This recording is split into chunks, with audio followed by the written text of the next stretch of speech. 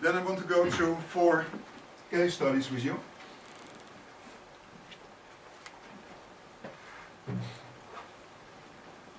The first one is a case study that's in the Netherlands, and it's called an urban green duct.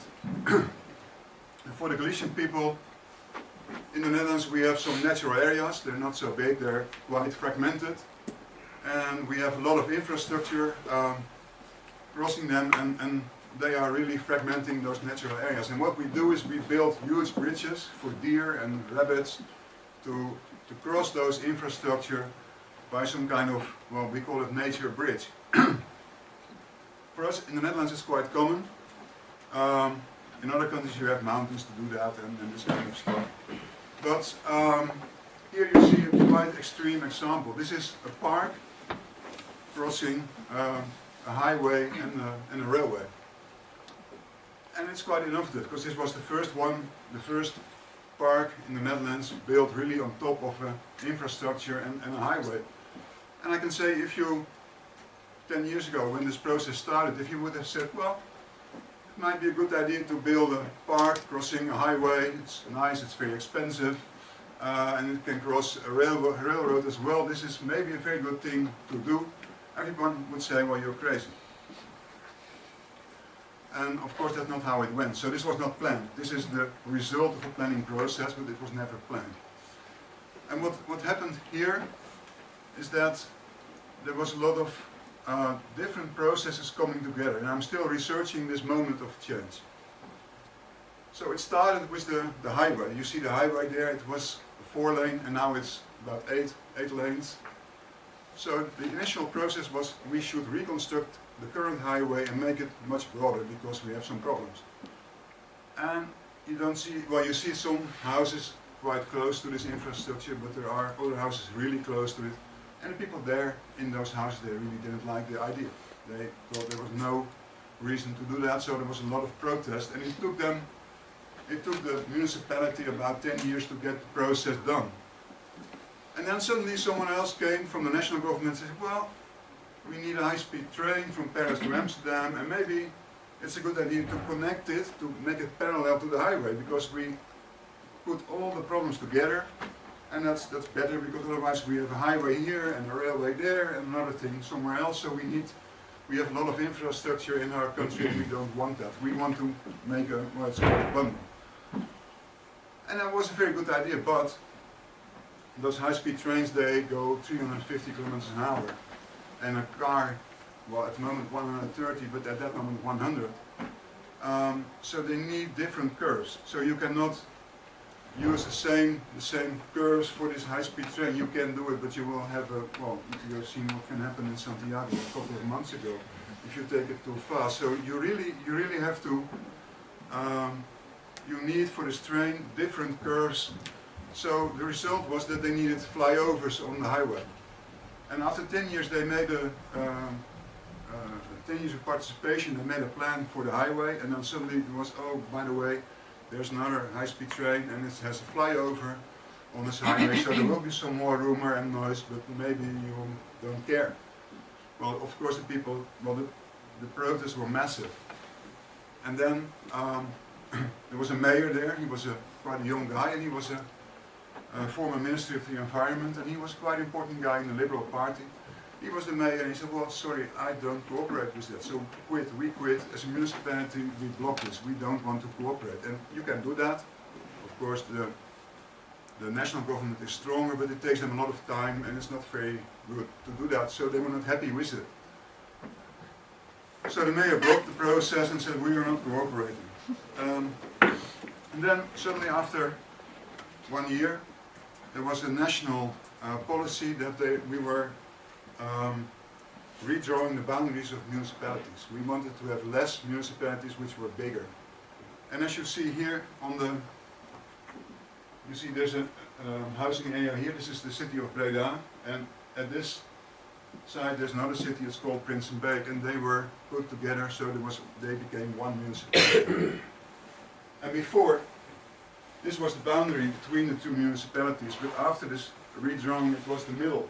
This was in the center of the new municipality. So as a mayor you suddenly have a huge infrastructure problem in the middle of your of your municipality, and the guy was the new mayor.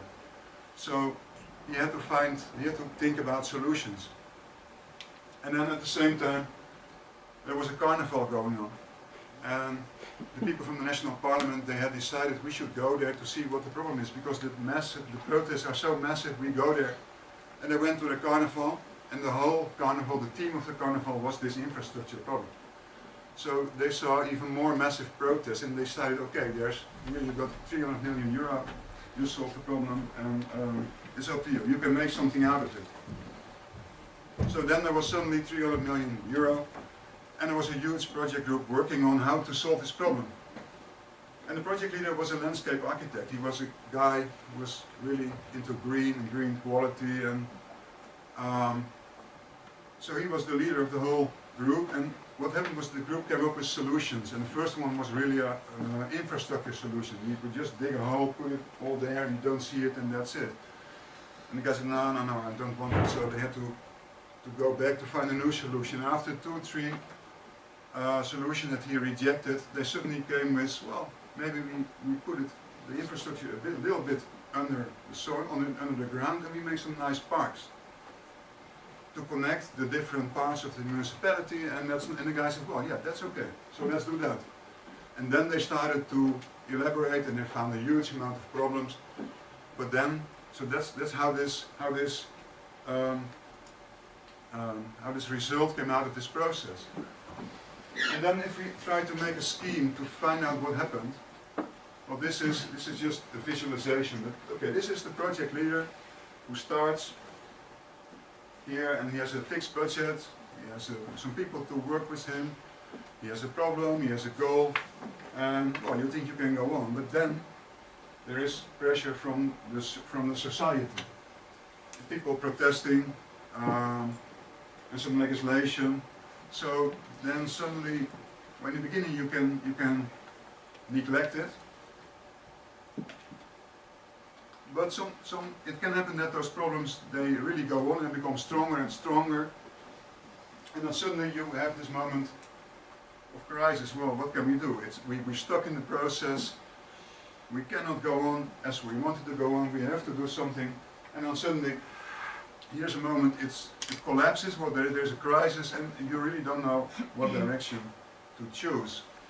And you can have, or it can even go down, you stop the plan, we quit, we don't go further, or it can be a completely new solution, as was I showed for the Breda case.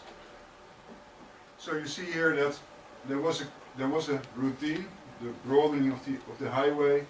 And then there came this high-speed train, the protest, the carnival, and suddenly there was the crisis, and then it was a new routine. We load down, we make the infrastructure under the ground a bit, and we put those parks on top of it. And if you really look at it, you find that as a planner, it's not just about planning, it's also about the personality of a mayor, it's about many, many different things, and all those not land use planning, not your land use planning related problems, they make this outcome of this crazy park crossing the highway.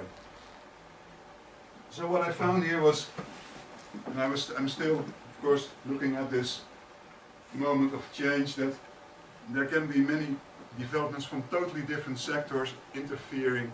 There can be a carnival celebration and everything. And together this can bring you the pressure to completely change your project. Another case, this is called, I call it Villa Verde, but I think Galicia you call it Villa Verde.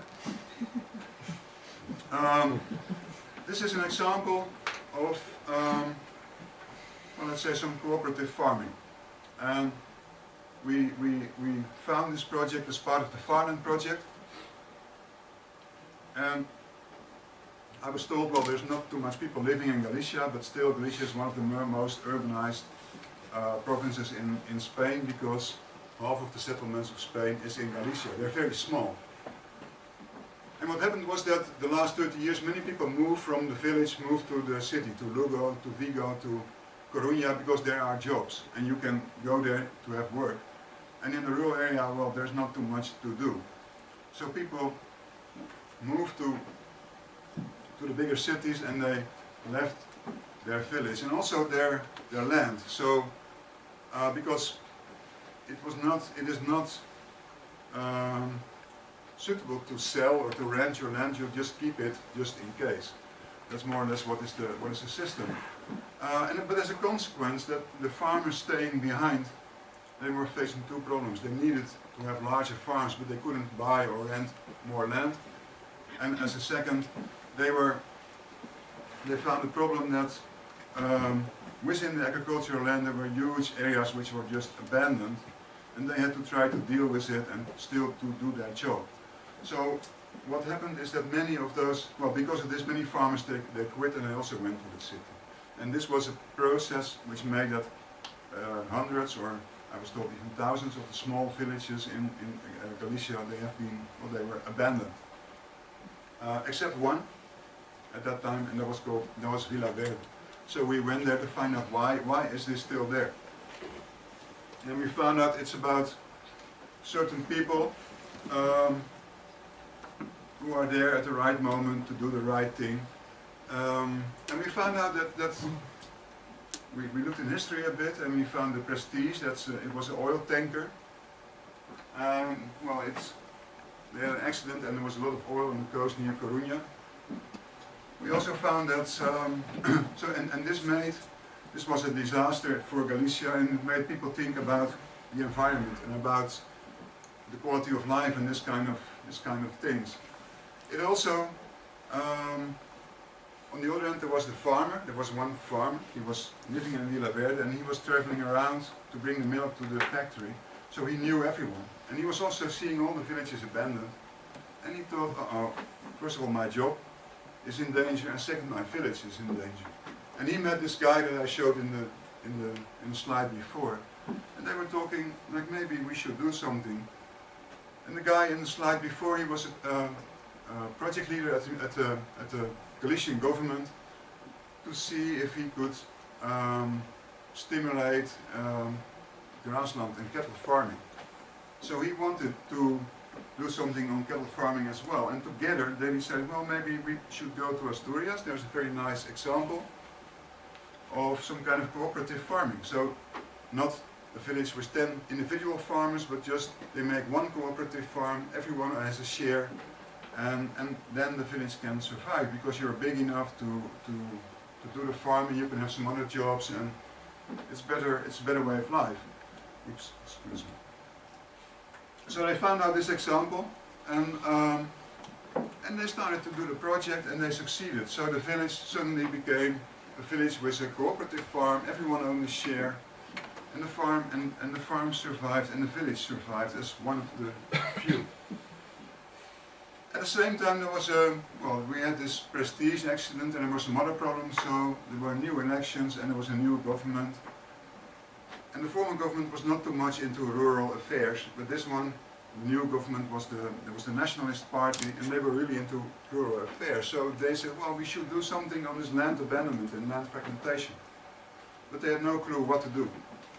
And then suddenly they found out, hey, there's this Villa Verde village which is still there at that moment. And they said, well, this could be the example of our new policy. So then suddenly this action took people meeting each other, thinking about an idea, constructing a shared farming. It came out that they made the example of the new policy. I want to show that, to visualize it again on with a scheme. So it was the Villa Verde, the village, Eloy, the guy from the Galician government, and Antonio, the farmer. They met and they found out there's a crisis in Villa Verde, we've got to do something, and they made out this pilot project. And as such, you just have only one pilot project, and that's it. But then it came out that the elections, they turned out to have a new government, and suddenly this pilot was not just one isolated, nice pilot, a little pilot, but it was one of the examples for the new policy. So what you can see is that many things can come together on totally different scale, from individual to maybe even international, because the oil tanker was an international disaster. And together they result in some kind of very good pilot, which is the next example for the new regional policy. So here we see that developments at personal, local, regional scales, international scales can come together in this, again, in this moment of change, and they can bring a village which is more or less being abandoned into a new life, a new future. The third case, it's about the land bank in Galicia.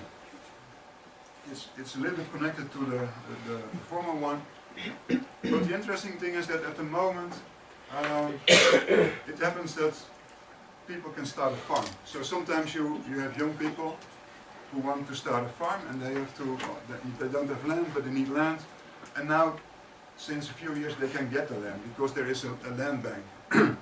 And this land bank is some kind of institution which well, to make a long story short, which can bring the land from owners who are leaving it, and they can rent it to new or existing farmers who want to start a new farm or who want to make a bigger farm. And it's completely against, as far as I was told, against the Galician habits, because if you have land you keep it just in case. So what happened here was that, well, since the Franco time, people were moving to the city and people were abandoning their land. And in the beginning, so in the 80s and 90s, this was an agricultural problem because the agricultural structure was not good enough.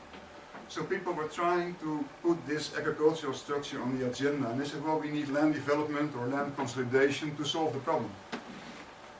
And we checked all the laws and all the regulation made in the last 30 years, and we found, okay, they tried to put it on the agenda as an agricultural problem, but it didn't work. So nothing happened, so it went on. A few years later, someone else, some architects came there and said, well, we have an urban sprawl related problem in Galicia, because there are a lot of houses, they're abandoned, and some people build new houses and second houses. And the structure of our landscape, our roots, is more or less ruined, so we should do something on urban sprawl, on illegal building, on this kind of features, and they tried to put it on the agenda, and they succeeded in that. So they had a huge article in the paper, they had a lot of attention in the press, and then it became silent. So the problem was, again, it was not big enough. Urban sprawl, okay, well, some houses, yes, but it was not big enough to really do something. But then a couple of years ago, and I think everyone knows it always rains in Galicia, but then in a very short time there was a huge forest fire which was destroying about more than 70,000 hectares of land, and which was really threatening villages, which was threatening people's life, and it was completely out of control forest fire. And the reason was that before there was forest and agricultural land, and forest and agricultural land. But because now of this land abandonment, the agricultural land, it was crossed by many smaller forests and abandoned forests, so the fire didn't stop at the agricultural areas, but it just went straight on. So a huge amount of land was burned. And then people said, well, this is too much, so we should do something. And it has to be done now. And then in 4 months, suddenly it was possible to pass a law through the parliament. It was the land bank law to enable people by the land bank to rent land to new and existing farmers, which was completely not not done before, but it happened in 4 months. And again, if you look at this scheme, it's the same thing. There is some kind of stable situation, and at the end there's a crisis. There was a forest fire, and then suddenly thing which was not thinkable before it happens. So this law, which was, well, you couldn't imagine that this kind of law would have been approved in Galicia before, but it was done. But the interesting thing here is that what you see is that in the beginning, so if you look at this crisis, because the forest fire, then we are where we were before, but I found out that the attempt to change, to force a crisis, was already done putting the agricultural problem on the agenda, but the problem was not big enough, so nothing happened. And then again, urban sprawl was put on the agenda and nothing happened. And then suddenly the fire was there and there were 4 scenarios. First one was, okay, nothing, we just let nothing happen again, but that was not possible anymore. There was a discussion about legislation on spatial planning, on taxes on land abandonment, or on transfer of land of retiring farmers. So there were 4 completely different scenarios how to solve the problem. And there was a discussion, and within 4 months the decision was taken, okay, we make a new law and the basis is transfer of land of retiring farmers, so we make a land bank. And the interesting thing also was that we had been researching not a moment of change, but a period of 30 years. And now for the first time I found it, okay, it's not only this moment of change important, but also the time before and the time after, because here I put it there. There was a small attempt after this law was established to withdraw it because it should be a communist team. And it was communist and we shouldn't do that. And it was discussed but and slightly adapted. So what you see is that it's not stable, crisis stable, but in the stable periods you already have attempts to force the crisis or the crisis to be established. So now the scheme is not like, okay, we have this moment of change. I found out that we also have to look at this period before, because then you understand why this moment of change is there at a certain moment, and you can see that there were attempts or there were happenings earlier and also later to come to moments of change. So it's not only the moment of change which is important, but also the stable periods before and after. Then I come to my last cases. This is the FACTS project. It's about adaptation to climate change. Oops. It was with 8 countries and a lot of agencies and some universities, among them the University of Santiago and my own university. And the idea was that the agencies would make, and it was also a local government, Varna, it was Almere, a city in the Netherlands. They had to make, as part of the project, plans, land use plans to adapt to climate change. And it was a project that took 3 years. And at the end, we had a lot of plans to deal with climate change, to adapt on that. And it was a bit dull, actually. So there was a final conference coming on, and we decided maybe we should bring some röring or whatever. And we decided we put some students there as external experts to discuss with the professionals about their plans. And well, you can do that, but you have to tell them, to help them a bit developing ideas that are not there in the professional world.